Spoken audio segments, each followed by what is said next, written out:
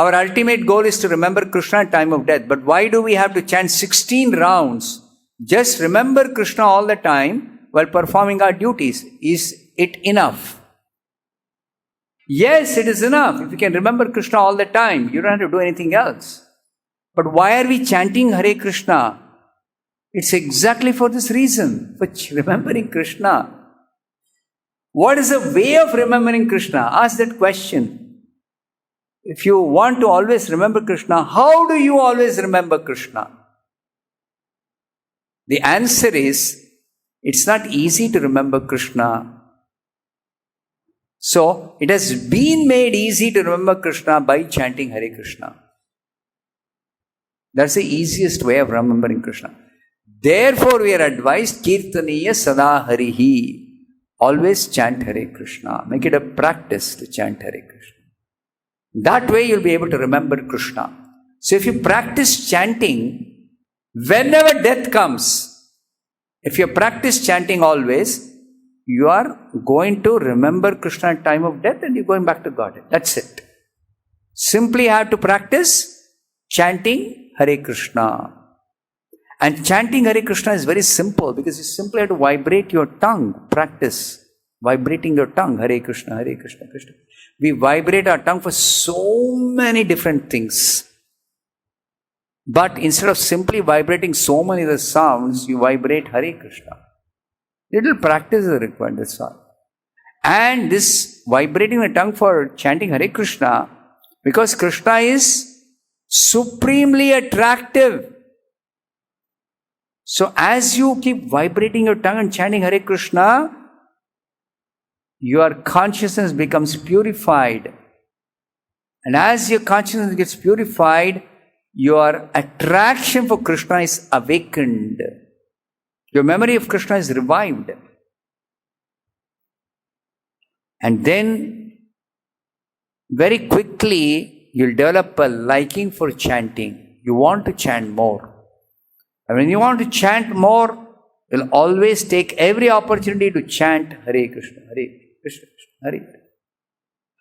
Then every time you chant, you're going to taste a special nectar, Namamrita, Amrita of the holy name, Nama. It's a very sweet taste. It's sweeter than honey. That taste, once you get even a little bit, you'll become mad after chanting. That's what happened to Chaitanya Mahaprabhu. When he first met his Guru, Ishwarapuri, Guru told him, chant Hare Krishna. So he began chanting. After he began chanting, he could not stop chanting. Continuously he was chanting. So his family members, his mother, became very much concerned. His neighbors, his relatives. What has happened to this boy? Before meeting a spiritual master, he was a school teacher. He was having a grammar school. He was a very learned scholar in Sanskrit grammar. In Navadvip, seat of learning, he was teaching Sanskrit grammar. He was having his own Pathshala, Sanskrit Pathshala. Brilliant, extremely brilliant. And then he happened to go to Gaya to perform his father's Shraddha ceremony. And there he met Ishwarapuri. Ishwarapuri gave him this mantra, Hare Krishna mantra. Please chant this Hare Krishna. And then he began chanting and he completely forgot everything about his school and teaching and Sanskrit rules, everything about it. Simply chanting. Mother said, what happened to this boy? He's become mad. Then he said, mother called him and said, my dear child, you won't do anything else other than chanting? Nothing else to do? What has happened to you? He said, I don't know. My tongue doesn't stop even if I want to stop. Oh, your tongue doesn't stop chanting. What is? Somebody's cast a spell on you. Who gave you this mantra? Who told you to chant Hare Krishna? Mother got a little upset. One guru is there, one acharya is there. Go and ask him what mantra is given. So he went back to his guru and said, what kind of mantra you have given? I can't stop chanting. Everybody thinks I have gone mad.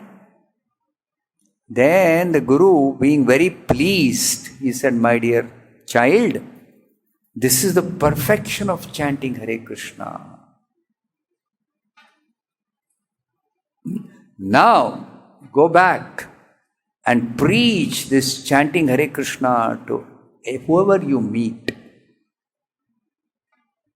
And then he began his actual preaching of chanting Hare Krishna, particularly Sankirtana and Japa both. So then his Sankirtan movement began. But the point is that when we practice chanting, naturally we are able to chant very easily if we practice. But as we chant more and more and more, the taste for chanting increases. Talk to any devotees who have been chanting since 10 years, 15 years, 20 years, 30 years. Ask them, don't you get bored any time? You're chanting the same mantra every day. Minimum those who chant 16 rounds under vows of initiation, 1728 times we chant every single day the entire mantra. Any other material sound, can you chant even 1,000 times? Coca-Cola, Coca-Cola, Coca-Cola, Coca-Cola. Can you chant? You cannot. You cannot. You get fed up. You get fed up, completely fed up. So how is it that Hare Krishna, when you repeatedly say, devotees don't become fed up? No way. Otherwise they would stop. Some long time back they would have stopped. Or whenever they get tired, they will stop. Why will they continue? So what is it that enables us to continue to chant day after day, week after week, month after month, year after year? How are we able to chant? It is because there is some taste in it.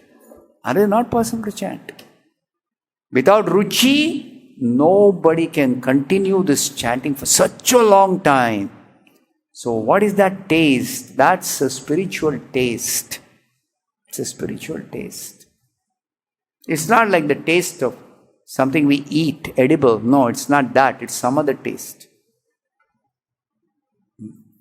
So that taste, spiritual taste, once we develop, then we will not stop chanting. But then, if we develop special attraction for Krishna, we develop attachment for Krishna, we enhance this taste to such an extent that we cannot stop chanting. Kirtaniya sada harihi. Satatam kirtayantam. All this is told in the Bhagavad Gita, the scriptures. 9.14, Krishna says, my pure devotees, what are the characteristics? One of the characteristics says, Satatam kirtayanto mam. They are always chanting my glories. They are always chanting my name.